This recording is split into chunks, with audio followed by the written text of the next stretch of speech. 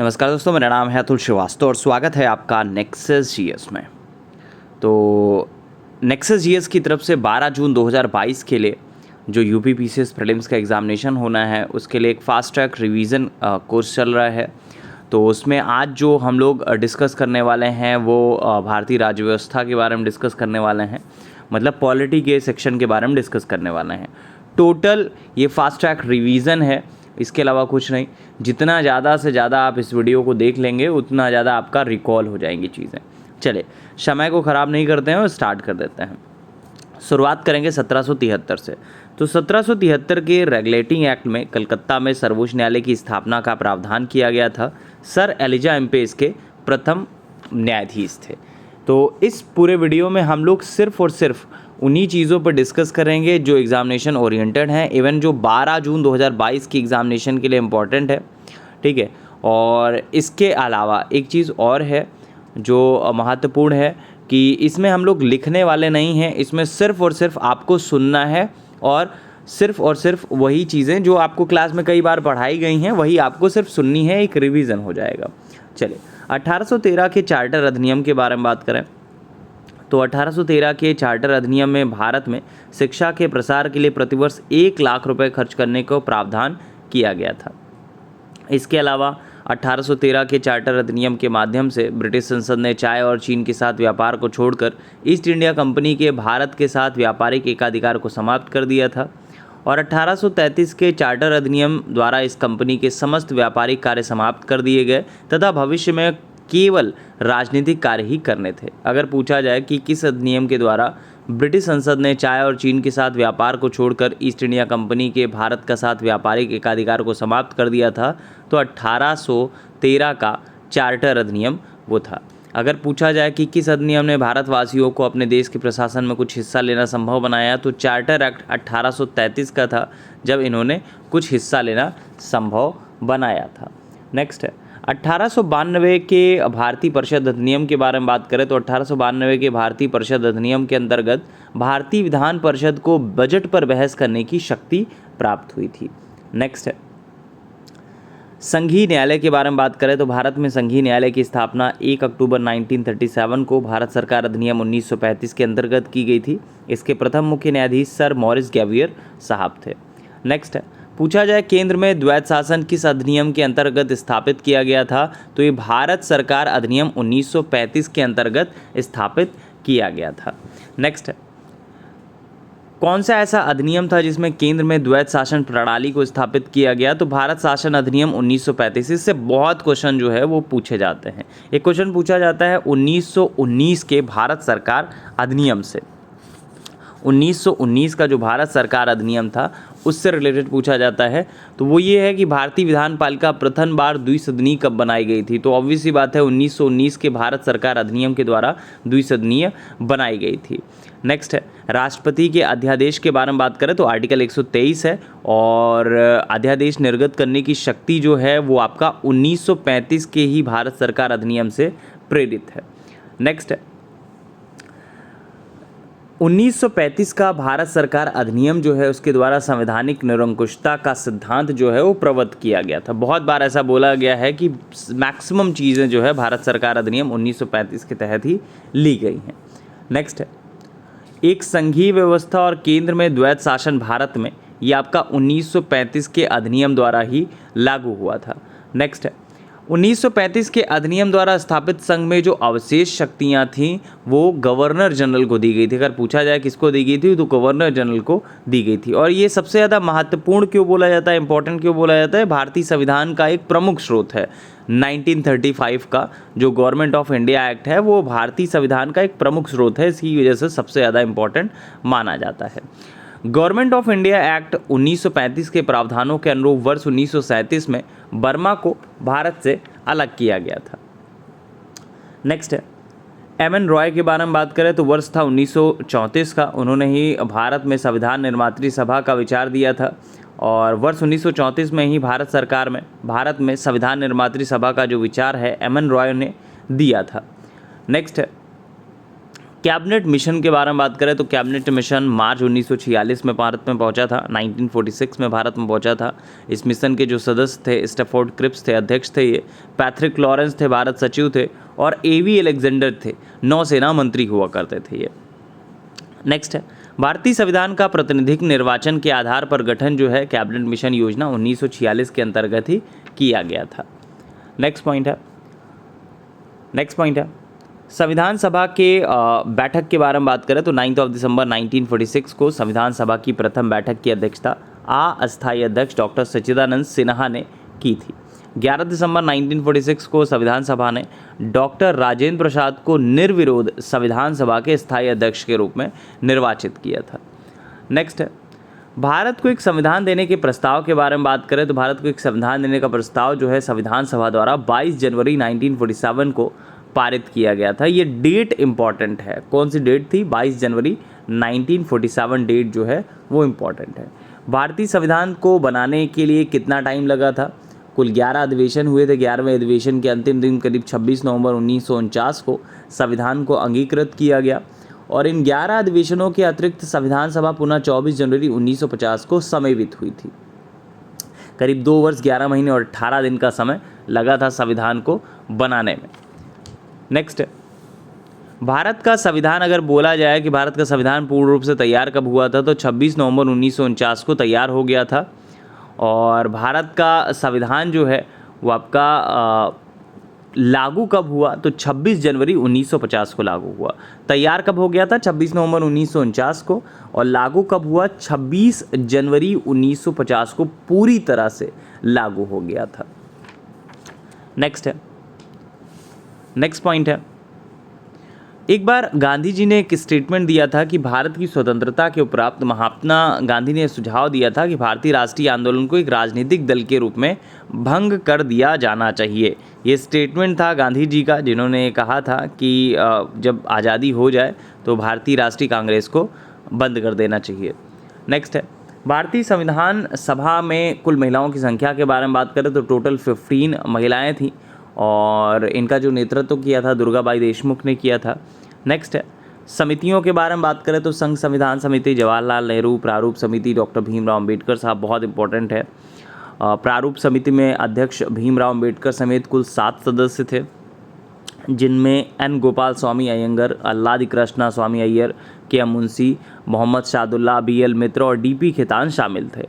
बाद में BL मित्र के स्थान पर N माधव राव तथा DP खेतान की वर्ष 1948 में मृत्यु हो जाने पर TT कृष्णचारी को इस समिति में शामिल किया गया था। नेक्स्ट है, कुछ और हैं जैसे संघ संविधान समिति थी, जवाहरलाल नेहरू प्रारूप समिति के बारे में हम लोगों ने बात कर ही ली है। प्रांतीय संविधान समिति थी जो थी वो सरदार वल्लभ भाई पटेल। और क्लास में इसके अलावा जो भी आपको PDF प्रोवाइड किए जा रहे हैं वो आपको तैयार कर लेने हैं। तो जितना क्लास में पढ़ाया जा रहा है अगर उतना आप तैयार कर लेते हैं तो आप इस एग्ज़ामिनेशन को बहुत आराम से क्लियर कर सकते हैं। लेकिन जो चीज़ें आपको बताई जा रही हैं, जो टेस्ट पेपर्स आपको कराए जा रहे हैं, वो सारे के सारे आपको करने हैं उसी फेज़ में जैसे जिस वे में आपको कराए जा रहे हैं। झंडा समिति के बारे में बात करें तो संविधान निर्मात्री परिषद की जो झंडा समिति है उसके जो अध्यक्ष थे डॉक्टर राजेंद्र प्रसाद थे। तो भारतीय संविधान में या इवन भारतीय इतिहास में 2 झंडा समितियों का विशेष उल्लेख मिलता है। एक तो 2 अप्रैल 1931 को कांग्रेस के कराची अधिवेशन में गठित झंडा समिति, जिसके अध्यक्ष सरदार वल्लभ भाई पटेल थे तथा 6 सदस्य और थे। ठीक है, तो बहुत बार आचार्य JB कृपलानी कहीं की किताबों में लिख के आ जाता है तो वो सही नहीं है। संविधान निर्मात्री परिषद की जो झंडा समिति थी उसके अध्यक्ष डॉक्टर राजेंद्र प्रसाद हुआ करते थे। नेक्स्ट है, संविधान के कुछ स्रोतों के बारे में बात करें तो भारत के संविधान में उद्देशिका का जो विचार है USA के संविधान से लिया गया है। न्यायिक पुनरीक्षण का जो है अधिकार है वो संयुक्त राज्य अमेरिका से लिया गया है। इसके अलावा न्यायिक पुनर्विलोकन जो होता है भारत और USA दोनों में लागू है ही। भारत की जो संघात्मक व्यवस्था है वो कनाडा के संविधान से लिया गया है। भारतीय संविधान में राज्यों की संघ की संकल्पना को जो प्राप्त किया गया है वो ब्रिटिश नॉर्थ अमेरिका अधिनियम से लिया गया है। नेक्स्ट है, समवर्ती सूची के बारे में बात करें तो ऑस्ट्रेलिया के संविधान से लिया गया है। इसके अलावा मूल अधिकार संयुक्त राज्य अमेरिका, आपात उपबंध जर्मनी का जो वाइमर संविधान है उसके द्वारा लिया गया है। केंद्र राज्य संबंध जो है कनाडा के संविधान से लिया गया है। मंत्रिमंडलीय सरकार जो है वो ब्रिटिश संविधान से लिया गया है। नेक्स्ट है टोटल भारत के संविधान में, ये आपका विश्व का सबसे बड़ा संविधान भी है इवन, इसमें 22 भाग हैं, 395 अनुच्छेद हैं और आपका 12 अनुसूचियाँ हैं। अनुसूचियों के बारे में क्लास में कई बार डिस्कस हुआ है, आप रिवीजन कर सकते हैं, लगातार उस चीज़ के बारे में बताया जाता है। कुछ आर्टिकल्स हैं उनके बारे में डायरेक्ट डिस्कस हम लोग कर लेते हैं। आर्टिकल 3 नए राज्यों के निर्माण और वर्तमान राज्यों की क्षेत्र सीमाओं या नामों में परिवर्तन से रिलेटेड है। आर्टिकल 5 के बारे में अगर बात करें तो संविधान के प्रारंभ के समय नागरिकता से संबंधित है। आर्टिकल 14 जो है वो विधि के समक्ष समानता के अधिकार से संबंधित है। आर्टिकल 16 के बारे में बात करें तो लोक नियोजन के विषय में अवसर की समानता से संबंधित है। आर्टिकल 17 अस्पृश्यता के अंत से संबंधित है। आर्टिकल 18 उपाधियों के अंत से संबंधित है। 19 जो है वो वाक स्वतंत्रता आदि विषय कुछ अधिकारों का संरक्षण से संबंधित है। 20 जो है अपराधों के लिए 2 सिद्धि के संबंध में संरक्षण है। आर्टिकल 21 जो है वो प्राण और दैहिक स्वतंत्रता के संरक्षण से संबंधित है। 21A 6 से 14 वर्ष तक के सभी बच्चों को निःशुल्क और अनिवार्य शिक्षा के अधिकार से रिलेटेड है। 22 के बारे में बात करें तो कुछ दशाओं में गिरफ्तारी और निरोध से संरक्षण आता है इसमें। 23 के बारे में बात करें तो मानव दुर्व्यापार और बलात्श्रम के प्रतिषेध से रिलेटेड है। आर्टिकल 24 कारखानों आदि में बालकों के नियोजन का प्रतिषेध करता है। आर्टिकल 32 ये संवैधानिक उपचारों का अधिकार है, कई मायने में बहुत ज़्यादा इंपॉर्टेंट है, कई मायनों में बहुत ज़्यादा पूछा जाता है। आर्टिकल 39A सामान्य न्याय तथा निःशुल्क विधिक सहायता से रिलेटेड है। 40 जो है ग्राम पंचायतों की स्थापना से रिलेटेड है। कॉमन यूनिफॉर्म सिविल कोड के बारे में बात करें तो आर्टिकल 14 के अंतर्गत आता है। नागरिकों के लिए समान नागरिक संहिता, ये आर्टिकल 44 है जो अभी बहुत ज़्यादा चर्चा में चल रहा है, होपफुली आपके एग्जामिनेशन में भी पूछ लिया जाएगा। आर्टिकल 45 के बारे में बात करें तो 6 वर्ष से कम आयु के बच्चों की बाल्यावस्था की देखभाल और शिक्षा के लिए प्रावधान से रिलेटेड है। आर्टिकल 48A पर्यावरण के संरक्षण और संवर्धन से रिलेटेड है। 50 कार्यपालिका से न्यायपालिका के पृथक्करण से रिलेटेड है। 51A मूल कर्तव्य से रिलेटेड है। 55 राष्ट्रपति के निर्वाचन की पद्धति से रिलेटेड है। 58 राष्ट्रपति पद की योग्यता से संबंधित है। 61 राष्ट्रपति पर चलाई जाने वाली महाभियोग की प्रक्रिया से संबंधित है। 72 क्षमादान से रिलेटेड है, राष्ट्रपति द्वारा क्षमादान की व्यवस्था से संबंधित है। 76 बहुत पूछा जाता है, महान्यायवादी है ये। आर्टिकल 100 ये भी रिसेंट में पूछा गया था। लोकसभा अध्यक्ष द्वारा अपने निर्णायक मत का प्रयोग होता है इसमें, पक्ष और विपक्ष के मत बराबर होने की स्थिति में। आर्टिकल 108 संयुक्त अधिवेशन से रिलेटेड होता है। 109 धन विधेयक के संबंध में विशेष प्रक्रिया है। 110 धन विधेयक की परिभाषा है। 111 के बारे में बात करें तो संसद के दोनों सदनों द्वारा पारित विधेयक को राष्ट्रपति की अनुमति प्रदान करता है। आर्टिकल 112 वार्षिक वित्तीय विवरण से संबंधित है। आर्टिकल 117 वित्त विधेयकों के बारे में विशेष उपबंध से संबंधित है। आर्टिकल 122 के बारे में बात करें तो न्यायालयों द्वारा संसद की कार्यवाहियों की जांच ना किए जाने से संबंधित है। आर्टिकल 124 के बारे में बात करें तो उच्चतम न्यायालय की स्थापना और गठन से संबंधित है। आर्टिकल 129 अभिलेख न्यायालय से रिलेटेड है, उच्चतम न्यायालय का अभिलेख न्यायालय होना। 137 बहुत पूछा जाता है, पुनर्विलोकन से संबंधित है। आर्टिकल 143 जो है वो परामर्श की शक्ति प्रदान करता है, उच्चतम न्यायालय से परामर्श करने की राष्ट्रपति की शक्ति होती है। 148 के बारे में बात करें तो भारत का नियंत्रक और महालेखा परीक्षक मतलब CAG। नेक्स्ट है आर्टिकल 148 बता ही दिया हम लोगों ने। आर्टिकल 155 राज्यपाल की नियुक्ति से रिलेटेड है। 165 राज्य का महाधिवक्ता से संबंधित है। 169 भी बहुत पूछा जाता है, विधान परिषदों के सृजन से संबंधित है। आर्टिकल 200 भी बहुत पूछा जाता है, राज्यपाल द्वारा विधेयक पर अनुमति देना या अनुमति रोक लेना या राष्ट्रपति के विचार के लिए आरक्षित कर लेना। ठीक है। आर्टिकल 214 214 राज्यों के लिए उच्च न्यायालय। 216 उच्च न्यायालयों का गठन। 226 भी बहुत पूछा जाता है, उच्च न्यायालयों को कुछ रिटें जारी करने की शक्ति होती है। ठीक है। इसके अलावा अगर पंचायतों के गठन से रिलेटेड बात करें तो आर्टिकल 243 ये पंचायतों के गठन से रिलेटेड है। नगर पालिकाओं के बारे में बात करें क्योंकि इलेक्शंस हैं आने वाले टाइम में, होपफुली इससे रिलेटेड क्वेश्चन पूछ लिया जाए। आर्टिकल 243 ठीक है। हमेशा उन चीज़ों पर फोकस करना है जो आपके एग्जामिनेशन के लिए इम्पॉर्टेंट हो, ना कि सारी चीज़ें आपको पढ़नी होती हैं। एग्जामिनर भी आपको जान रहा है कि पूरी की पूरी किताब आप अपने दिमाग में सेव कर सकते हैं। आप सिर्फ उतनी ही डाटा, उतना ही चीज़ें आप मैनेज कर सकते हैं जो एग्जामिनेशन में पूछा जाना चाहिए। ठीक है, उतना तो आपको पता ही होना चाहिए। 249 राज्य सूची के विषय के संबंध में राष्ट्रीय हित में विधि बनाने की संसद की शक्ति। 53 अगर बात करें 253 तो अंतर्राष्ट्रीय करारों को प्रभावी करने के लिए विधान है। अंतर्राज्यीय परिषद के बारे में बात करें तो 263 के बारे में आता है ये। ठीक है, 280 वित्त आयोग, 267 मिस हो गया भारत की आकस्मिकता निधि, और 266 ये भारत और राज्यों की संचित निधियों और लोक लेखा के बारे में प्रावधान है। 266 267 दोनों इम्पॉर्टेंट है। अखिल भारतीय सेवाएं आर्टिकल 312, यूपीएससी 315, आर्टिकल 324 निर्वाचन आयोग, 326 लोकसभा और राज्य की विधानसभाओं के लिए निर्वाचनों का वयस्क मताधिकार के आधार पर होना। ठीक है, 340 राष्ट्रीय पिछड़ा वर्ग आयोग। अभी राजभाषा के बारे में बहुत ज़्यादा चर्चा चल रही थी, तो आर्टिकल 343 पूछा जा सकता है। संघ की राजभाषा हिंदी है और लिपि जो है वो देवनागरी है। एक ट्वीट आया था, उसके बाद इस तरह की कंट्रोवर्सी स्टार्ट हो गई, इसीलिए इसके बारे में आपको पता होना चाहिए। आर्टिकल 344 राजभाषा आयोग से संबंधित है। 352 राष्ट्रीय आपातकाल। 356 राज्यों में संवैधानिक तंत्र के विफल हो जाने की दशा में उपबंध होता है।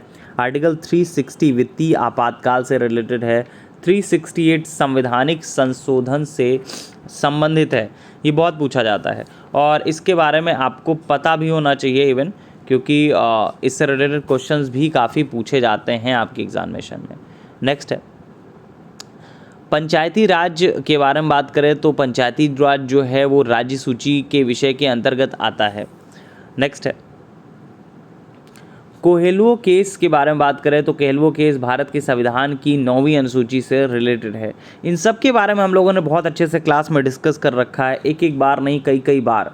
जो रेगुलर क्लास में पढ़ रहा है उसके लिए बहुत नॉर्मल वीडियो होने वाली है, क्योंकि उनका बहुत अच्छे से रिवीजन हो जाएगा। और बहुत सारे ऐसे लोग होंगे जो शायद जिनको लगेगा अरे यार ये तो हमें समझ में नहीं आ रहा है, क्योंकि इसके पीछे बेस है, बैकग्राउंड है। अगर आपने पढ़ रखी हैं चीज़ें तो आप इस वीडियो के थ्रू रिवीजन कर सकते हैं बहुत तेज़ी से, और उन्हीं चीज़ों के बारे में फोकस ही कराया जा रहा है जो 12 जून 2022 के लिए महत्वपूर्ण है।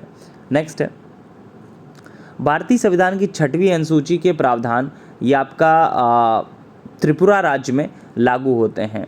तो अगर पूछा जाए असम, मेघालय, त्रिपुरा तथा मिजोरम राज्यों के जनजातीय क्षेत्रों के प्रशासन के बारे में उपबंध जो है वो आपका 6वीं अनुसूची के अंतर्गत आता है। इससे रिलेटेड क्वेश्चन जो है वो आपके एग्जामिनेशन में पूछा जाता है। 22 भागों में अगर हम लोग कुछ स्पेशल भाग के बारे में बात करें तो नागरिकता भाग 2, भाग 3 के बारे में बात करें मौलिक अधिकार, भाग 4 के बारे में बात करें तो राज्य के नीति निर्देशक तत्व, 4A के बारे में बात करें तो मौलिक कर्तव्य से संबंधित है, 9 पंचायतें, 9 का नगर पालिकाएँ, 9 खा सहकारी समितियाँ, 10 अनुसूचित और जनजातीय क्षेत्र, 11 संघ और राज्य के बीच संबंध, 15 निर्वाचन, 18 आपात उपबंध।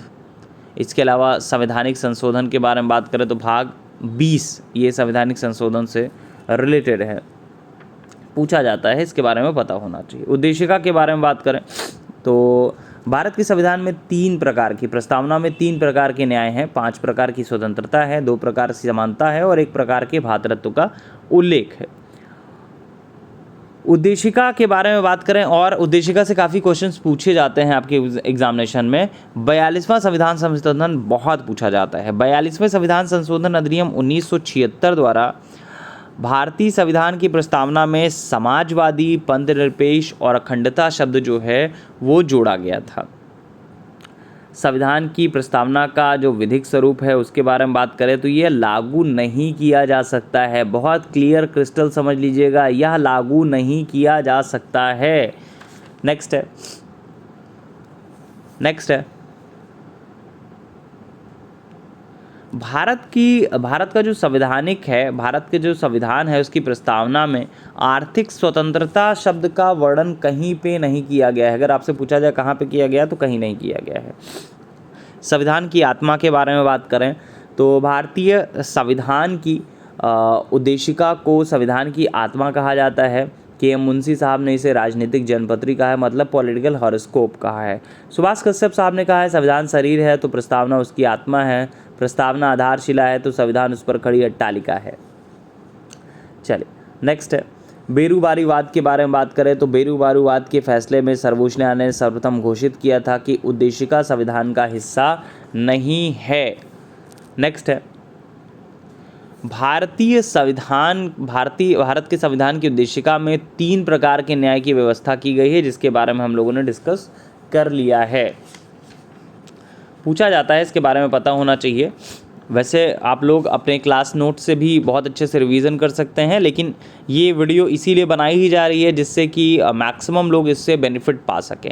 आप में से जो लोग ऐसे भी हैं जिनका कुछ स्किप भी हुआ होगा या फिर लेफ़्ट आउट हुआ होगा, तो उनका भी बेनिफिट हो जाएगा इस चीज़ से कि आपका रिवीजन बहुत अच्छे से हो जाएगा। और ये स्पेशली 12 जून 2022 के लिए ही वीडियो बन रही है, जिसमें आपका उन्हीं प्रश्नों पर फोकस करा ही रहा हूँ मैं, जो जहाँ से बनने की संभावना सबसे ज़्यादा है। या तो रिसेंट में न्यूज़ में रहे होंगे या फिर ऐसे हैं जो बेस क्वेश्चन बन ही सकते हैं, उनके अलावा आप इधर जा नहीं सकते। नेक्स्ट है, भारत में संसदीय प्रणाली की सरकार क्यों, ये आपका मंत्रिपरिषद लोकसभा के प्रति उत्तरदायी होती है। पूछा जाता है कि मंत्रिपरिषद किसके प्रति उत्तरदायी होती है, तो लोकसभा के प्रति उत्तरदायी होती है। नेक्स्ट है, राष्ट्रपति शासन के बारे में बात करें तो राष्ट्रपति शासन पद्धति में समस्त कार्यपालिका शक्ति जो है वो राष्ट्रपति में निहित होती है। समस्त कार्यपालिका शक्ति राष्ट्रपति में निहित होती है। नेक्स्ट है, केंद्र सरकार और राज्य सरकार को प्राधिकार कहाँ से प्राप्त होता है, ये भारतीय संविधान से प्राप्त होता है, ऑब्वियस सी बात है। नेक्स्ट है, कल्याणकारी राज्य के बारे में बात करें तो कमजोर वर्गों के कल्याण का प्रबंध करना, यही इसका एक मुख्य उद्देश्य होता है। राजनीतिक सत्ता के स्रोत के बारे में बात करें तो जनता, भारत में राजनीतिक सत्ता का जो प्रमुख स्रोत है वो आपका जनता होती है। नेक्स्ट है, भारत एक गणतंत्र है। देखिए, राज्य का अध्यक्ष जो है वो निर्वाचित होता है, तो भारत का जो गणतंत्र है जिसमें आपका राज्य का अध्यक्ष जो है वो निर्वाचित होता है। नेक्स्ट है, भारतीय संविधान के बारे में बात करें तो अंशतः कठोर है और अंशतः लचीला होता है। नेक्स्ट पॉइंट है, दल विहीन प्रजातंत्र के बारे में बात करें तो महात्मा गांधी और जयप्रकाश नारायण ने भारत में दल विहीन प्रजातंत्र का समर्थन किया था, और ये दलीय व्यवस्था के दोषों के कारण दल विहीन लोकतंत्र और सहभागी लोकतंत्र के कहीं ना कहीं समर्थक हुआ करते थे। नेक्स्ट है, भारतीय संघवाद के बारे में बात करें तो भारतीय संघवाद को सहकारी संघवाद जो है वो आपका जी ऑस्टिन ने कहा है। नेक्स्ट है, फ्रेड डब्ल्यू रिंग्स के बारे में बात करें तो विकास प्रशासन की अवधारणा से रिलेटेड है ये। नेक्स्ट है, वीटो पावर के बारे में भी रिसेंट में डिस्कस हुआ था। किसी विधेयक पर कोई भी कार्यवाही न करने के राष्ट्रपति की शक्ति जो है वो पॉकेट वीटो के रूप में जानी जाती है। भारतीय राष्ट्रपति तथा अमेरिकी राष्ट्रपति दोनों ही पॉकेट वीटो की शक्ति रखते हैं, यद्यपि जो अमेरिकी राष्ट्रपति हैं उनकी यह शक्ति भारतीय राष्ट्रपति की शक्ति के सापेक्ष छोटी होती है, क्योंकि उसे विधेयक पर कोई कार्यवाही ना किए जाने की स्थिति में 10 दिन में विधेयक को वापस करना होता है, जबकि भारतीय संविधान में राष्ट्रपति हेतु किसी भी समयावधि का उल्लेख नहीं होता है। नेक्स्ट है, जनगण मन के बारे में बात करें तो भारतीय संविधान सभा ने 24 जनवरी 1950 को जनगण मन को राष्ट्रगान के रूप में अपनाया था, और टाइम पीरियड जो होता है वो 52 सेकंड का होता है। नेक्स्ट पॉइंट है, कुछ नए राज्य के गठन हैं, उनके वर्ष के बारे में बात करें तो आंध्र प्रदेश 1953, नागालैंड 63, मेघालय 1972, गोवा 1987, तेलंगाना जो है वो 2014। ठीक है, इसके अलावा पूछा जाता है हिमाचल प्रदेश भी कभी कभी पूछ लेता है 1971। संविधान के आर्टिकल 3 इसके तहत प्रावधान है कि भारतीय संसद को नया राज्य बनाने का अधिकार प्राप्त है। वैसे हम लोगों ने सारे आर्टिकल्स के बारे में जो शॉर्ट डिस्कशन है वो कर लिया है स्टार्टिंग में ही इस वीडियो के। सिक्किम के बारे में स्पेशली बात करें तो सिक्किम से रिलेटेड काफ़ी क्वेश्चन पूछे जाते हैं। 35वें संविधान संशोधन 1974 के द्वारा सिक्किम को भारत में सह राज्य के रूप में शामिल किया गया था। 36वें संविधान संशोधन 1975 द्वारा सिक्किम को पूर्ण राज्य का दर्जा प्रदान किया गया था। नेक्स्ट पॉइंट है, भाषाई आधार पर सर्वप्रथम किस राज्य का गठन हुआ था? तो भाषाई आधार पर राज्यों का जो सबसे पहले गठन हुआ था वो आपका आंध्र प्रदेश का हुआ था। पूछा जाता है, बहुत ज़्यादा पेट क्वेश्चन है आयोग का। नेक्स्ट है नागरिकता से संबंधित। भारतीय संविधान के भाग 2 के अंतर्गत आर्टिकल 5 से 11 तक नागरिकता का उल्लेख किया गया है। भारत में ब्रिटेन के समान एकल नागरिकता का प्रावधान किया गया है। नेक्स्ट है मूल अधिकारों के बारे में बात करें तो 12 से 35 के बीच में मौलिक अधिकारों का वर्णन किया गया है। भारतीय संविधान में जो भाग 3 है उसके अंतर्गत आर्टिकल 12 से 35 तक मौलिक अधिकारों का वर्णन किया गया है, जिसमें समानता का अधिकार, स्वतंत्रता का अधिकार, शोषण के विरुद्ध अधिकार, धर्म की स्वतंत्रता का अधिकार, संस्कृति और शिक्षा संबंधी अधिकार, संवैधानिक उपचारों का अधिकार, ये सारे के सारे आते हैं। आपातकालीन स्थिति में आर्टिकल 358, 359 के प्रावधानों के अंतर्गत ही मूल अधिकारों का निलंबन किया जा सकता है। मौलिक अधिकारों को न्याय योग मतलब वाद योग के रूप में संविधान में रखा गया है। वर्तमान में कुल 6 मौलिक अधिकार प्रदान किए गए हैं, जबकि मूल संविधान में करीब 7 मौलिक अधिकार हुआ करते थे। तो भारतीय संविधान में समानता के अधिकार को आर्टिकल 14 से 18 तक मतलब 14 से 18 तक कुल 5 आर्टिकल्स में वर्णित किया गया है। सबके बारे में हम लोगों ने उसमें डिस्कस कर रखा है। नेक्स्ट है मौलिक अधिकार क्या होते हैं? मौलिक अधिकार जो होते हैं वो वाद योग्य होते हैं। ठीक है, नेक्स्ट पॉइंट भी डिस्कस कर लेते हैं। आर्टिकल से रिलेटेड काफ़ी क्वेश्चंस पूछे जाते हैं और आर्टिकल्स के बारे में जितने भी मैक्सिमम आर्टिकल बन सकते हैं आपकी एग्जामिनेशन में उनके बारे में हम लोगों ने डिस्कस कर लिया है। ठीक है, तो उसी को आपको रिकॉल करने की ज़रूरत पड़ेगी। नेक्स्ट है उच्चतम न्यायालय का एक मामला आया था, उन्नी कृष्णन बनाम आंध्र प्रदेश। इस मामले के निर्णय के कारण संविधान के आर्टिकल 21 के कार्यक्षेत्र का विस्तार कर शिक्षा के अधिकार को उसमें शामिल किया गया था। ठीक है, तो ये इम्पॉर्टेंट है, कौन सा वाद था? उन्नी कृष्णन बनाम आंध्र प्रदेश राज्य वाद था। ये पूछा जा सकता है आपके एग्जामिनेशन में, ये आपको पता होना चाहिए। नेक्स्ट है भारत के संविधान का आर्टिकल 21 अपनी पसंद के व्यक्ति से विवाह करने के किसी व्यक्ति के अधिकार को कहीं ना कहीं संरक्षण प्रदान करता है। पूछा जाए तो आपका आर्टिकल 21 है। आर्टिकल 30 के बारे में बात करें तो भारतीय संविधान के आर्टिकल 30 में यह व्यवस्था की गई है कि सभी अल्पसंख्यकों को अपनी रुचि की शिक्षण संस्थाओं की स्थापना व प्रशासन का अधिकार होगा। नेक्स्ट है रिटों के बारे में कई बार हम लोगों ने क्लास में डिस्कस कर लिया है, तो इस वीडियो में हम लोग रिट के बारे में डिस्कस नहीं करने वाले हैं। क्लास में बहुत बार इस चीज़ को भेजा भी गया है। ठीक है,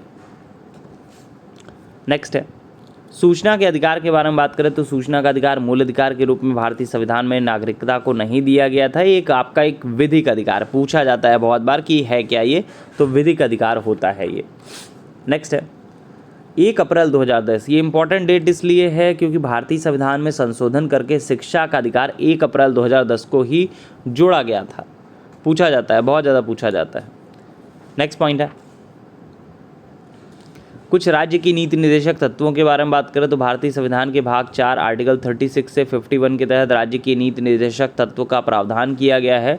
भारतीय संविधान में नीति निर्देशक तत्व जो है आयरलैंड के संविधान से प्रेरित है। नेक्स्ट है राज्य के नीति निर्देशक तत्व जो है वो आपका सहज अध्ययन के लिए समाजवादी, उदार भौतिकवादी, गांधीवादी, इन सारी भागों में विभाजित किया जा सकता है। नेक्स्ट पॉइंट है नीति निर्देशक सिद्धांत वाद योग्य नहीं होते, ये न्यायालय द्वारा प्रवर्तनीय नहीं कराए जा सकते। ये आपका आर्टिकल 37 कहता है। 37 मतलब सामान्य कार्य के लिए समान वेतन के बारे में बात करें तो ये राज्य के नीति निर्देशक सिद्धांत का ही एक अंग है, जैसे कि हम लोगों ने क्लास के स्टार्टिंग में ही बताया था कि कौन से आर्टिकल के तहत आता है। आर्टिकल 43A कुछ ज़्यादा ही चर्चा में चल रहा है। 42वें संविधान संशोधन द्वारा आर्टिकल 43A के माध्यम से श्रमिकों की प्रबंधन में भागीदारी जो है वो आपका सुनिश्चित की गई थी। नेक्स्ट है निदेशक तत्व के बारे में बात करें तो ऑब्वियस सी बात है अवाद योग्य होते हैं ये। नेक्स्ट है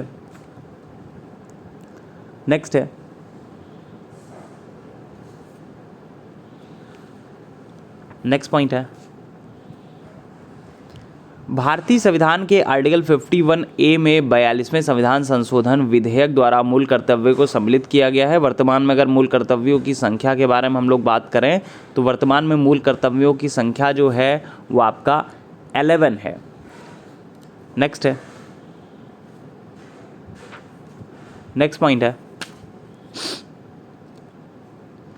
नेक्स्ट है, पर्यावरण के बारे में बात करें। भारत के प्रत्येक नागरिक का कर्तव्य होगा कि प्राकृतिक पर्यावरण का संरक्षण और सुधार करे। तो आर्टिकल 51A इसमें शामिल होता है। नेक्स्ट है, नेक्स्ट पॉइंट पे डिस्कस कर लेते हैं। और अब राष्ट्रपति के बारे में हम लोग डिस्कस करें कि राष्ट्रपति से संबंधित क्या क्या चीज़ें पूछी जाती है। वैसे बड़ा चैप्टर है राष्ट्रपति, इससे रिलेटेड काफ़ी क्वेश्चंस जो है आपके एग्जामिनेशन में पूछे जाते हैं। फिर भी हम लोग उन चीज़ों पर फोकस करने वाले हैं जहाँ से प्रॉपरली सबसे ज़्यादा क्वेश्चन पूछे जा सकते हैं। तो भारत का राष्ट्रपति जो है देश का प्रथम नागरिक होता है। आर्टिकल 52 के अनुसार भारत का एक राष्ट्रपति होगा। आर्टिकल 53 के तहत संघ की समस्त कार्यपालिका शक्ति राष्ट्रपति में निहित होंगी। और आर्टिकल 54 के बारे में बात करें तो राष्ट्रपति का निर्वाचन एक निर्वाचक मंडल द्वारा होता है। 70 नंबर के संविधान संशोधन अधिनियम 1992 द्वारा दिल्ली और पुडुचेरी विधानसभाओं के निर्वाचित सदस्यों को भी निर्वाचक मंडल में शामिल किया गया। नेक्स्ट है, राष्ट्रपति का जो चुनाव होता है वो आपका आनुपातिक प्रतिनिधित्व के अनुसार एकल संक्रमणी मत और गुप्त मतदान द्वारा होता है। आर्टिकल 56 के बारे में बात करें तो राष्ट्रपति की जो पदावधि है उसके बारे में है। पद ग्रहण करने की तारीख से 5 वर्ष तक होता है ये। नेक्स्ट है, आर्टिकल 60 के बारे में बात करें तो भारत के राष्ट्रपति को शपथ भारत का मुख्य न्यायाधीश दिलाता है। भारत का इनका जो वेतन है वो भारत की संचित निधि से दिया जाता है। आर्टिकल 61 के बारे में बात करें तो महाभियोग से रिलेटेड है। इसके अलावा आर्टिकल 62(2) के बारे में बात करें तो यदि राष्ट्रपति पद की रिक्ति राष्ट्रपति की मृत्यु, पदत्याग या फिर पद से हटाए जाने के कारण हुई हो तो बोल सकते हैं कि रिक्ति को भरने के लिए निर्वाचन रिक्ति होने की तारीख के पश्चात करीब 6 महीने के अंदर ये कर लिया जाना चाहिए। नेक्स्ट है, आर्टिकल 77 के बारे में बात करें तो भारत सरकार के समस्त कार्यपालिका कृत्य जो है राष्ट्रपति के नाम से किए जाते हैं। नेक्स्ट है, आर्टिकल 108 संयुक्त अधिवेशन के बारे में है। आहूत करने का अधिकार राष्ट्रपति को होता है। बैठक जो होता है वो लोकसभा स्पीकर करते हैं इसमें। नेक्स्ट है, नेक्स्ट पॉइंट है, नेक्स्ट पॉइंट है, भारत के कार्यपालिका अध्यक्ष के बारे में बात करें तो भारत का जो कार्यपालिका अध्यक्ष होता है तो भारत का जो कार्यपालिका अध्यक्ष होता है, एग्जीक्यूटिव हेड होता है, वो राष्ट्रपति ही होता है। नेक्स्ट है, आर्टिकल 108 बहुत पूछा जाता है जिसके बारे में हम लोगों ने डिस्कस कर लिया। 111 के बारे में हम लोगों ने बात कर लिया। भारतीय संविधान का आर्टिकल 111 के अंतर्गत राष्ट्रपति संसद के दोनों सदनों द्वारा पारित किसी बिल पर अपनी स्वीकृति रोक सकते हैं। नेक्स्ट है, नेक्स्ट पॉइंट है, आर्टिकल 160 के बारे में बात करें तो संविधान के आर्टिकल 160 के तहत राष्ट्रपति आकस्मिक या असाधारण परिस्थितियों में राज्यपाल के कृत्यों के निर्वहन हेतु उपबंध कर सकता है। नेक्स्ट है, सर्वपल्ली राधाकृष्णन के बारे में बात करें तो भारत के दूसरे नंबर के राष्ट्रपति रहे थे सर्वपल्ली राधाकृष्णन, और इनको दार्शनिक राजा अथवा दार्शनिक शासक के रूप में जाना जाता है। नेक्स्ट है, नेक्स्ट है, एडविन ल्यूटियस के बारे में बात करें तो ब्रिटिश वास्तुकार एडविन ल्यूटियस द्वारा राष्ट्रपति भवन को डिज़ाइन किया गया था। अब हम लोग आ जाते हैं उपराष्ट्रपति के बारे में। तो भारत में उपराष्ट्रपति का पद जो है अमेरिका के उपराष्ट्रपति की तर्ज पर बनाया गया है। आधिकारिक क्रम में यह पद जो है राष्ट्रपति के बाद आता है। आर्टिकल 63 के अनुसार भारत का एक उपराष्ट्रपति होगा। आर्टिकल 64 के तहत उपराष्ट्रपति राज्यसभा का पदेन सभापति होता है। और भारत के उपराष्ट्रपति का जो चुनाव है वो संसद के दोनों सदनों के निर्वाचित और मनोनीत दोनों सदस्यों द्वारा किया जाता है।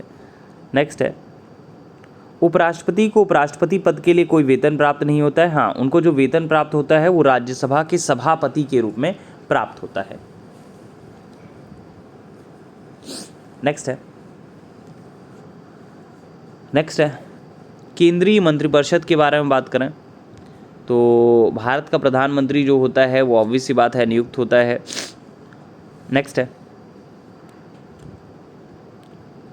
आर्टिकल 78, भारतीय संविधान का आर्टिकल 78, ये प्रधानमंत्री के दायित्वों का इसमें उल्लेख किया गया है। राष्ट्रीय सुरक्षा समिति के प्रधान के बारे में बात करें तो राष्ट्रीय सुरक्षा समिति के प्रधान या अध्यक्ष जो होते हैं वो प्रधानमंत्री होते हैं। उप प्रधानमंत्री के बारे में बात करें तो उप प्रधानमंत्री पद का संविधान में कोई भी उल्लेख नहीं है। उप प्रधानमंत्री हो या उपराष्ट्रपति हो, सॉरी उपराष्ट्रपति मैंने बोल दिया, उप प्रधानमंत्री हो या उप मुख्यमंत्री हो, सारे के सारे ऐसे ही हैं। नेक्स्ट है जो व्यक्ति संसद का सदस्य नहीं है वो 6 महीने तक केंद्रीय मंत्री रह सकता है। मंत्रिपरिषद किसके प्रति उत्तरदायी होते हैं? तो मंत्रिपरिषद सामूहिक रूप से लोकसभा के प्रति उत्तरदायी होते हैं। लाभ के पद के निर्णय के बारे में बात करें तो लाभ के पद का जो निर्णय है वो आपका राष्ट्रपति, राज्यपाल या संघीय संसद, ये सब लोग कर सकते हैं। पहले आपको जो किताबों में आता था कि लाभ के पद का निर्णय जो है वो संघीय संसद करती, तो ऐसा नहीं है। राष्ट्रपति, राज्यपाल और संघीय संसद ये सब लोग कर सकते हैं। नेक्स्ट है हमेशा अपने आप को अपडेट रखना चाहिए, वही चीज़ें पढ़नी चाहिए जो अपडेटेड हो। ऐसा नहीं कि आप पढ़ रहे हैं 2015 की चीज़ें और चल रहा है 2022 का एग्ज़ाम, ठीक है, और जो एग्ज़ामिनेशन में आता है वो अभी आप जब 12 जून के बाद अपना पेपर देखें तो आपको लगेगा हाँ यार ये मैक्सिमम चीज़ें उस टाइम पे चल रही थी लेकिन हम लोगों ने ध्यान नहीं दिया, ठीक है। जो फोकस करके क्लास में पढ़ा होगा उसके लिए समस्या नहीं आएगी, क्योंकि मैक्सिमम चीज़ें करंट ओरिएंटेड आपको पढ़ा ही दी जाती हैं जो इम्पॉर्टेंट हो, लगता है कि हाँ एग्ज़ामिनेशन में पूछा जा सकता है। 150 में से आप 120 क्वेश्चन का टारगेट नेक्सस जीएस से कभी नहीं रख सकते हैं, लेकिन हाँ 150 में 100 क्वेश्चन के आसपास का टारगेट आप नेक्सस जीएस से कर सकते हैं, जो एग्जामिनेशन आपको क्लियर करा देगा, ठीक है। लिमिटेड डाटा आपको पढ़ना है और वही चीज़ें पढ़नी है जो एग्जामिनेशन ओरिएंटेड हो। हमेशा वही चीज़ें पढ़िए जो एग्जामिनेशन ओरिएंटेड हो, तभी आप दिमाग में उस चीज़ को सेव कर सकते हैं। नेक्स्ट है संघीय मंत्रिमंडल के पुनर्गठन के बारे में बात करें तो संघीय मंत्रिमंडल का पुनर्गठन जो है वो आपका गोपाल स्वामी अयंगर की रिपोर्ट पर आधारित है। नेक्स्ट है महान्यायवादी के बारे में बात करें तो भारतीय संविधान के तहत भारत के महान्यायवादी मतलब अटॉर्नी जनरल के पद का प्रावधान किया गया है। महान्यायवादी देश का सर्वोच्च विधि अधिकारी होता है। इसमें इसे एक संसद सदस्य की तरह सभी भत्ते और विशेषाधिकार मिलते हैं, और इसके अलावा बहुत सारी चीज़ें अटॉर्नी जनरल के बारे में पूछा ही जाता है। प्रीलिम्स में जो लिमिटेड चीज़ें हैं वो पूछी जाती हैं। भारत सरकार को कानूनी विषयों पर सलाह देता है, तो इसकी नियुक्ति जो होता है भारत के राष्ट्रपति के द्वारा नियुक्ति होती है इसकी, महान्यायवादी की। नेक्स्ट है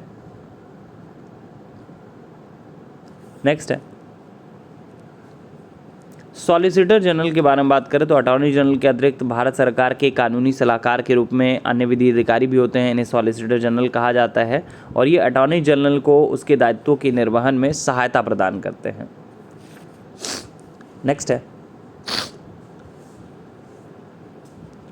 पॉइंट है एडवोकेट जनरल के बारे में बात करें तो एडवोकेट जनरल मतलब महाधिवक्ता राज्य सरकार को कानूनी विषयों पर परामर्श देता है। कानूनी विषयों पर राज्य सरकार को परामर्श कौन देता है? तो ये एडवोकेट जनरल देता है। आर्टिकल 165 के अंतर्गत आता है ये। नेक्स्ट है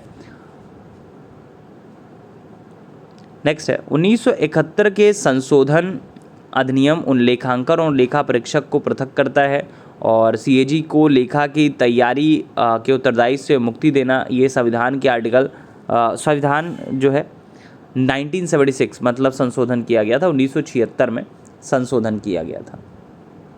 नेक्स्ट है नियंत्रक और महालेखा परीक्षक की टीका टिप्पणी पर उचित कार्यवाही करने की जो अंतिम जिम्मेदारी होती है वो संसद की होती है। नेक्स्ट पॉइंट है वरीयता सूची के बारे में बात करें तो भारत के मुख्य न्यायाधीश से ऊपर अगर वरीयता के बारे में बात करें तो राष्ट्रपति, उपराष्ट्रपति, प्रधानमंत्री, राज्यों के राज्यपाल, भूतपूर्व राष्ट्रपति तथा उप प्रधानमंत्री, भारत के मुख्य न्यायाधीश और लोकसभा के अध्यक्ष क्रम में ये आपका वरीयता क्रम में आपका समकक्ष है। वैसे वरीयता उपक्रम के बारे में बहुत ज़्यादा क्वेश्चंस जो हैं वो पूछे नहीं जाते हैं। नेक्स्ट है लोकसभा के चुनाव के लिए निर्वाचित होने के लिए किसी व्यक्ति के लिए न्यूनतम आयु के बारे में बात करें तो 25 वर्ष होता है। राज्यसभा के लिए जो होता है वो 30 वर्ष होता है। नेक्स्ट है जमानत जब्त के बारे में बात करें तो लोकसभा चुनाव में यदि कोई प्रत्याशी वैध मतों का 1/6 भाग प्राप्त नहीं कर पाता तो उस उम्मीदवार की जमानत राशि जब्त हो जाती है, अर्थात वो अपनी जमानत खो बैठता है। नेक्स्ट है लोकसभा में सदस्यों की मैक्सिमम संख्या के बारे में बात करें तो 550 और वर्तमान में 543 के आसपास है यहाँ पे। और लोकसभा में केंद्र शासित क्षेत्रों का सर्वाधिक प्रतिनिधित्व कितने बारे में बात करें तो लोकसभा में केंद्र शासित क्षेत्रों का जो सर्वाधिक प्रतिनिधित्व है वो 20 हो सकता है, 20। नेक्स्ट है नेक्स्ट पॉइंट है लोकसभा का अधिवेशन के बारे में बात करें तो लोकसभा का अधिवेशन गठित करने के लिए जो गणपूर्ति मतलब कोरम होता है वो आपका सदन के सदस्यों की कुल संख्या का 10वां भाग होता है। नेक्स्ट है कुछ लोकसभा सीटों के बारे में बात करें, जैसे लोकसभा उत्तर प्रदेश में 80 सीटें हैं, महाराष्ट्र में 48 हैं, पश्चिम बंगाल में 42 हैं, बिहार में जो हैं वो 40 हैं, मध्य प्रदेश में 29 सीट्स हैं। उत्तर प्रदेश के बारे में सबसे ज़्यादा पूछा जाता है। नेक्स्ट है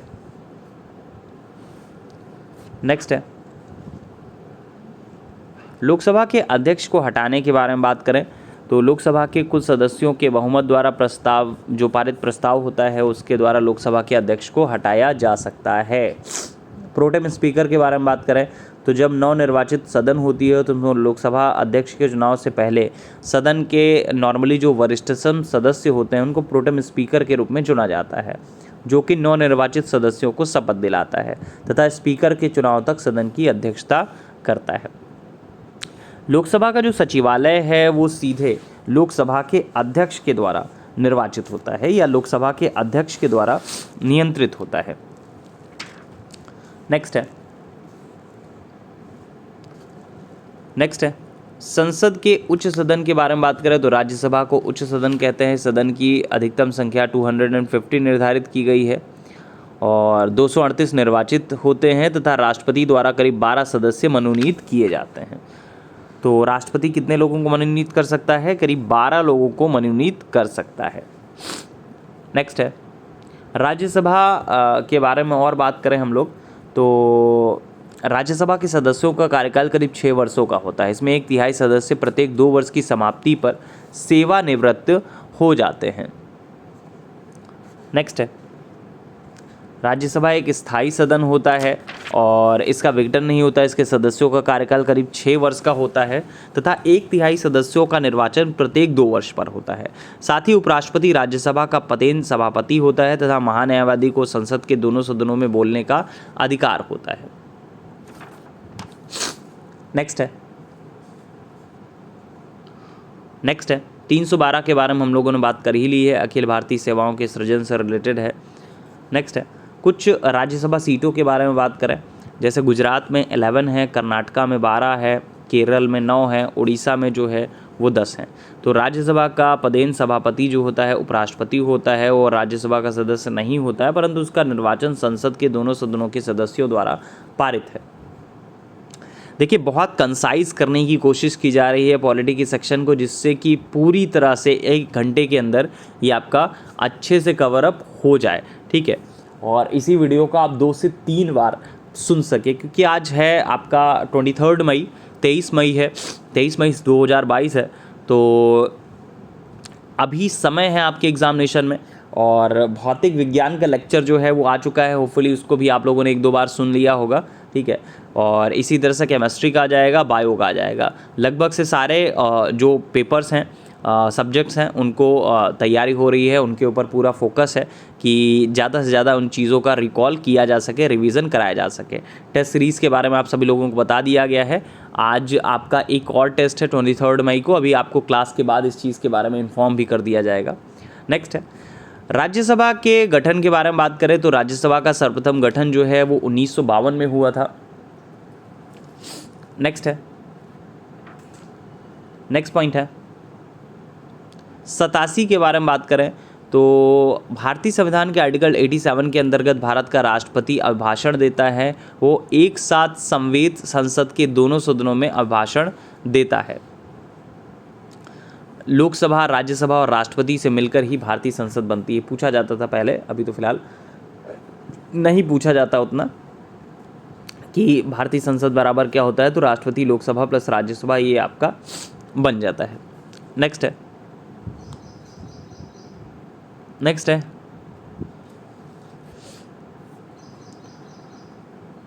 अतिरिक्त विषयों के बारे में बात करें तो संविधान की विषय सूचियों में दिए गए विषयों के अतिरिक्त विषय पर कौन कानून बना सकता है, तो संसद बना सकती है, ऑब्वियस सी बात है। 253 भी बहुत इंपॉर्टेंट आर्टिकल है। भारतीय संविधान के आर्टिकल 253 के अंतर्गत अंतर्राष्ट्रीय समझौतों को प्रभावी बनाने हेतु संसद राज्य सूची के विषय पर कानून बना सकता है। नेक्स्ट है धन विधेयक के बारे में बात करें तो राज्यसभा में धन विधेयक प्राप्त होने के करीब 14 दिनों के अंदर इसे लोकसभा को वापस किया जाना चाहिए। शून्यकाल के बारे में बात करें तो शून्यकाल जो है भारत की ही देन है। 12 से 1 का टाइम पीरियड होता है शून्यकाल का लगभग से। संयुक्त अधिवेशन के बारे में हम लोगों ने बात कर ही ली है, इसके बारे में हम लोगों को बात करनी है नहीं। नेक्स्ट है संयुक्त अधिवेशन के बारे में बहुत पूछा जाता है आपके एग्जामिनेशन में। भारत की संचित निधि से अगर हम लोग बात करें तो भारतीय संविधान के आर्टिकल 266 के अनुसार भारत की संचित निधि भारत सरकार को प्राप्त सभी राजस्व उस सरकार द्वारा राजहुंडियों निर्गमित करके उधार द्वारा या फिर अग्रिम अर्थोपाय द्वारा किए गए सभी उधार और धारों के प्रति संपदाय में उस सरकार को प्राप्त सभी धनराशियों से मिलकर बनती है। खैर नेक्स्ट पॉइंट में लिखिएगा, नेक्स्ट पॉइंट में डिस्कस कर लेते हैं। ये संचित निधि के बारे में डायरेक्टली एग्जामिनेशन में क्वेश्चन पूछ लिया जाता है, कौन से आर्टिकल के तहत आपका ये आता है। नेक्स्ट है कोई विधेयक धन विधेयक है नहीं, इसका निर्णय जो है वो लोकसभा स्पीकर करते हैं। नेक्स्ट है देखिए धन विधेयक के अतिरिक्त एक विधेयक जो विधानसभा ने प्रथम बार पारित कर दिया हो विधान परिषद में 3 महीने से अधिक तक नहीं पड़ा रह सकता है। बहुत क्लियर क्रिस्टल समझ लीजिएगा इस चीज़ को। नेक्स्ट है व्यय के अनुमान के बारे में बात करें तो व्यय का जो अनुमान होगा वो आपका अनुदान का अनुरोध में भारतीय संसद के समक्ष रखा जाता है। नेक्स्ट है पार्लियामेंट द्वारा वर्ष 1989 के बारे में बात करें तो निर्मित कानून के अनुसार एक नागरिक के वयस्क होने की जो कानूनी आयु थी वो आपका 18 वर्ष थी। जो वोट देने का राइट्स होता है उसके बारे में हम लोग डिस्कस कर रहे हैं। नेक्स्ट है खाद्य मिलावट निवारण अधिनियम के बारे में बात करें तो खाद्य मिलावट निवारण अधिनियम 1954 का है और ये 1 जून 1955 को लागू हुआ था। नेक्स्ट पॉइंट है घरेलू हिंसा से महिला संरक्षण अधिनियम के बारे में बात करें तो 26 अक्टूबर 2006 का है, ये 26 अक्टूबर 2006 का है। क्रिमिनल ट्राइब्स एक्ट के बारे में बात करें तो सर्वप्रथम 1871 में अधिनियमित हुआ था ये। नेक्स्ट पॉइंट पे डिस्कस कर लेते हैं सूचना का अधिकार के बारे में हम लोगों ने बात कर ही लिया है। एक विधिक अधिकार होता है, विधिक के अधिकार के अलावा एक मूल अधिकार भी इसको बोल सकते हैं। नेक्स्ट है इसके बारे में बहुत पूछा जाता है। सूचना का अधिकार जो है उससे रिलेटेड काफ़ी क्वेश्चन पूछे जाते हैं। वन संरक्षण अधिनियम के बारे में बात करें तो 1980 का है वन संरक्षण अधिनियम। पूछा जाए वन संरक्षण अधिनियम कब का है तो 1980 का है। कुछ समितियां हैं जैसे लोक लेखा समिति, वित्तीय समिति है, याचिका समिति, कार्यकारी समिति है, स्टॉक बाजार स्कैम संयुक्त समिति जो है, तदर्थ समिति है, विभागीय समितियां जो है स्टैंडिंग समितियां में आती हैं। नेक्स्ट है सुप्रीम कोर्ट के बारे में बात करें तो भारतीय संविधान के तहत एकीकृत न्याय व्यवस्था की स्थापना की गई है, जिसमें ऑब्वियस सी बात है जो टॉप पर है वो सुप्रीम कोर्ट है, उसके अधीन उच्च न्यायालय आता है। तो भारत सरकार अधिनियम 1935 से ली गई है न्यायपालिका की यह एकल प्रणाली। भारत के सर्वोच्च न्यायालय का जो उद्घाटन है वो 28 जनवरी 1950 को किया गया था। भारतीय संविधान के भाग 5 के अंतर्गत सर्वोच्च न्यायालय से संबंधित प्रावधान है आर्टिकल 124 से 147 तक उल्लिखित है। और सर्वोच्च न्यायालय में मुख्य न्यायाधीश सहित न्यायाधीशों की कुल संख्या जो है मुख्य न्यायाधीश सहित करीब 31 हुआ करती थी, अभी बढ़ाकर 34 कर दिया गया है। और सर्वोच्च न्यायालय के न्यायाधीशों की नियुक्ति राष्ट्रपति करते हैं। मुख्य न्यायाधीश की नियुक्ति राष्ट्रपति और अन्य न्यायाधीशों और उच्च न्यायालयों के न्यायाधीशों की सलाह के बाद करता है। नेक्स्ट है, सर्वोच्च न्यायालय में न्यायाधीशों की संख्या में वृद्धि के बारे में बात करते हैं तो संसद कर सकती है। शपथ के बारे में बात करें तो राष्ट्रपति शपथ दिलाते हैं। त्यागपत्र किसको दे सकते हैं तो सर्वोच्च न्यायालय के न्यायाधीश राष्ट्रपति को संबोधित कर अपना त्याग जो है वो त्यागपत्र जो है वो दे सकते हैं। इनकी जो रिटायरमेंट एज होती है 65 होती है और सर्वोच्च न्यायालय के न्यायाधीश का वेतन संसद द्वारा निर्धारित होता है। सर्वोच्च न्यायालय के न्यायाधीश सेवा निवृत्ति के बाद भारत के किसी भी न्यायालय में वकालत नहीं कर सकते हैं। नेक्स्ट है, सर्वोच्च न्यायालय में संविधान की निर्वचन से संबंधित मामले की सुनवाई के लिए न्यायाधीशों की संख्या कम से कम 5 होनी चाहिए। इसे संविधान पीठ के रूप में अभिहित किया जाता है। आर्टिकल 129 के बारे में हम लोगों ने बात कर ही ली है, अभिलेख न्यायालय है। 132 से 136 के तहत सर्वोच्च न्यायालय के अपीली क्षेत्राधिकार का उल्लेख किया गया है। न्यायिक पुनर्विलोकन के बारे में बात कर ही ली है। 137 आता है, 143 के बारे में भी हम लोगों ने डिस्कस कर ही लिया है। नेक्स्ट है,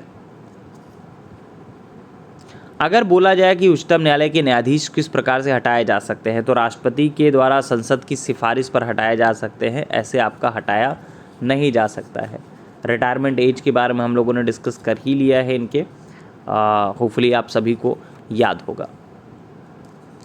नेक्स्ट है, आर्टिकल 131 के बारे में बात करें तो भारतीय संविधान में आर्टिकल 131 के तहत सर्वोच्च न्यायालय के मूल क्षेत्राधिकार, आर्टिकल 132 से 136 के तहत अपीली क्षेत्राधिकार हैं।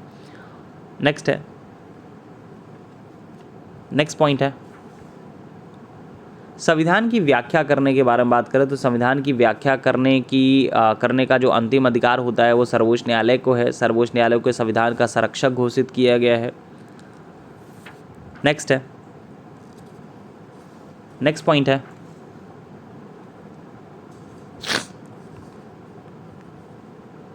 नेक्स्ट पॉइंट है 129 के बारे में बात करें तो भारतीय संविधान के आर्टिकल 129 के तहत उच्चतम न्यायालय को तथा आर्टिकल 215 के तहत उच्च न्यायालय को अभिलेख न्यायालय का दर्जा प्रदान किया गया है। अभिलेख न्यायालय का मतलब आप लोगों ने समझ ही लिया है। न्यायिक सक्रियता से बहुत रिलेटेड क्वेश्चन पूछा जाता है। भारत में जो न्यायिक सक्रियता है, जुडिशियल जो एक्टिविज्म है वो जनहित याचिका से संबंधित है। तो भारत के सर्वोच्च न्यायालय ने 1993 में न्यायाधीशों की नियुक्ति के लिए कॉलेजियम व्यवस्था को अपनाया था। राज्यपाल के बारे में बात करें तो आर्टिकल 155 के तहत राज्यपाल के बारे में विशेष प्रावधान है। भारतीय संविधान के आर्टिकल 200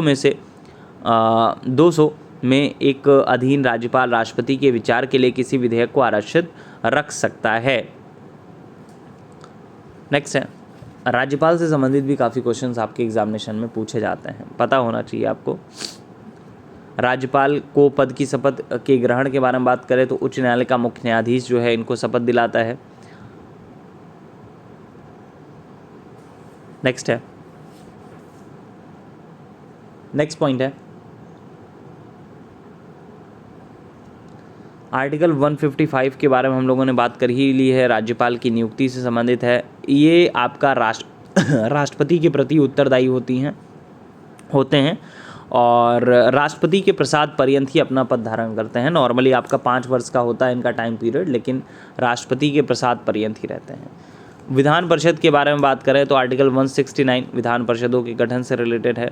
विधान परिषद एक स्थायी सदन है, इसके सदस्यों का कार्यकाल जो है वो 6 वर्ष रहता है और उत्तर प्रदेश में विधान परिषद में सर्वाधिक 100 सदस्य हैं। विधान परिषद का सदस्य निर्वाचित होने के लिए 30 वर्ष वही एज इम्पॉर्टेंट होती है और विधान परिषद के 5/6 सदस्यों का निर्वाचन होता है तथा शेष 1/6 सदस्य जो है वो राज्यपाल द्वारा मनोनीत किए जाते हैं। नेक्स्ट है आर्टिकल 194 के दायरे मतलब 190(4) के तहत राज्य विधानमंडल का कोई सदस्य सदन की बैठकों से बिना अनुमति के लगातार 60 दिनों तक अनुपस्थित रहता है तो उसकी सदस्यता जो है वो समाप्त हो जाएगी। नेक्स्ट है, नेक्स्ट पॉइंट है आर्टिकल 169 के बारे में हम लोगों ने बात कर ही ली है, विधान परिषदों के गठन से रिलेटेड है। विधान परिषद जो है वो भंग नहीं किया जा सकता है, समाप्त नहीं किया जा सकता है। हाँ, विधान परिषद को भंग नहीं किया जा सकता है पर समाप्त किया जा सकता है। ये बहुत क्लियर क्रिस्टल समझ लीजिएगा इस चीज़ को। मनोनीत सदस्यों की संख्या के बारे में बात कर ही ली है, 1/6 मनोनीत सदस्य होते हैं। तो कुछ भी छूटे ना आपसे, जो कोशिश हो सकती है कि 1 घंटे में जितना बेहतर ढंग से रिकॉल हो जाए और उन पॉइंट्स का जो एग्जामिनेशन के लिए महत्वपूर्ण है उनके बारे में। आर्टिकल 167 ये भी इम्पोर्टेंट है। संविधान का आर्टिकल 167 मुख्यमंत्री के दायित्वों को परिभाषित करता है। नेक्स्ट है उच्च न्यायालय के बारे में हम लोग बात करें तो भारतीय संविधान के आर्टिकल 217(1) के अनुसार उच्च न्यायालय के न्यायाधीशों की नियुक्ति राष्ट्रपति करता है। उच्च न्यायालय के न्यायमूर्ति की न्याय सेवानिवृत्ति की जो एज होती है वो 62 ईयर्स होती है, 62 वर्ष होती है। इन्हें पेंशन जो है भारत सरकार की संचित निधि से दी जाती है। वर्तमान में आपका उच्च न्यायालयों की संख्या जो है वो 25 है। उच्च न्यायालयों की परमादेश जारी करने की शक्ति जो है वो आपका संवैधानिक अधिकार है, सांविधिक अधिकार है, मौलिक अधिकार, ये सारे के सारे आ जाते हैं। नेक्स्ट है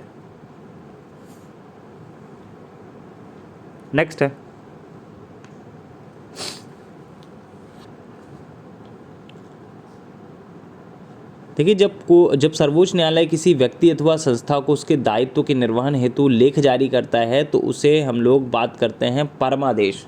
वही है रिट जो है उनके बारे में आपको पता होना चाहिए। मूल अधिकारों का संरक्षण उच्चतम न्यायालय और उच्च न्यायालय दोनों की अधिकारिता में आते हैं। अतः इस उच्चतम न्यायालय को आर्टिकल 32 के अंतर्गत और उच्च न्यायालय को आर्टिकल 226 के अंतर्गत रिट जारी करने की शक्ति दी गई है। रिट बहुत ज़्यादा ज़रूरी हैं, ये आपको पता होने चाहिए, इनके बारे में आपको पता होने चाहिए। एक नहीं, आपको बहुत बार एक पॉइंट भेजा गया है, होपफुली याद होगा सभी लोगों को।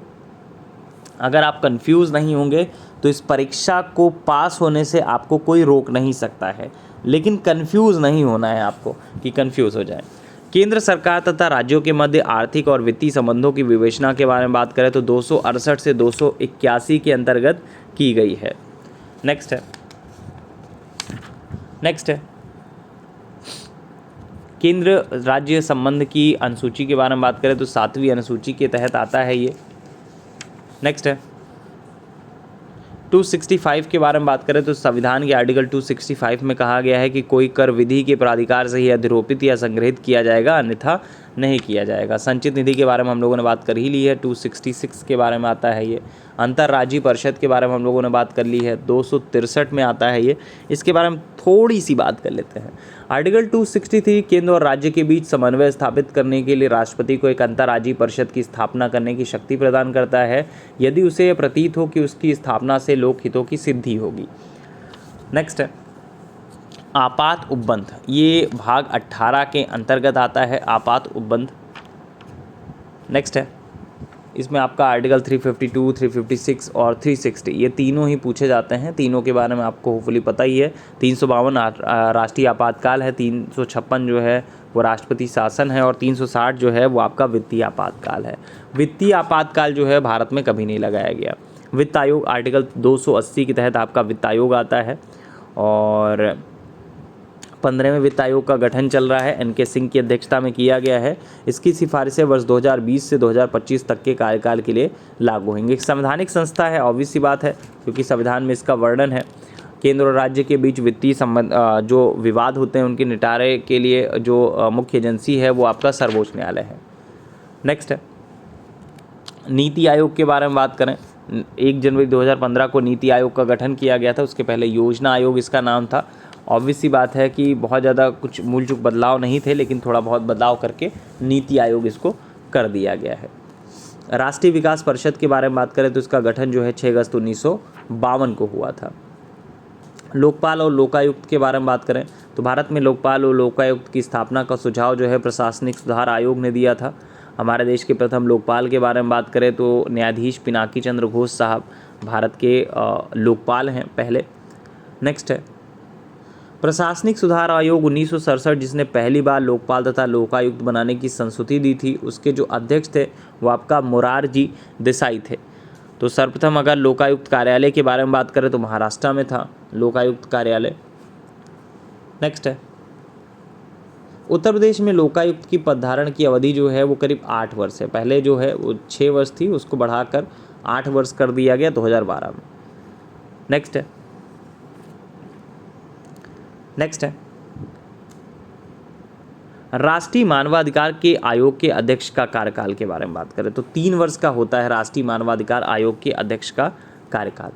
तो कुल मिलाकर पॉलिटी के सेक्शन में उन सारी चीज़ों के बारे में हम लोगों ने मैक्सिमम डिस्कस कर लिया है जो एग्जामिनेशन के लिए इम्पॉर्टेंट है, और होपफुली इसी वीडियो को आप 2 से 3 बार कम से कम सुनेंगे, जिससे कि ज़्यादा से ज़्यादा आपका रिकॉल हो सके, ज़्यादा से ज़्यादा रिवाइज हो सके। ठीक है, तो चलिए फ़िलहाल के लिए इतना ही। Thank you so much.